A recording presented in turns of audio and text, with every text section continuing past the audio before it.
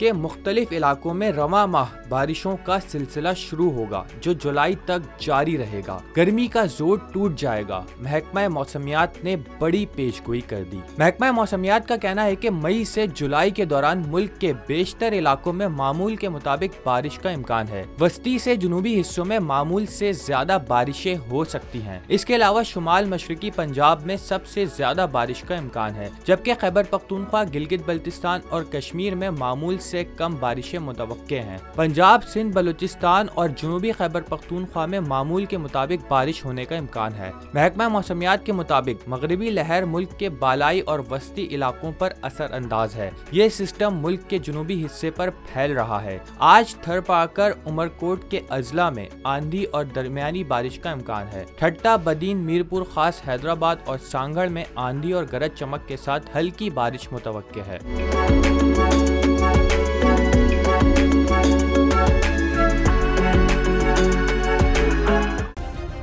Subscribe करें और bell दबाएं ताकि कोई खबर रह न जाए।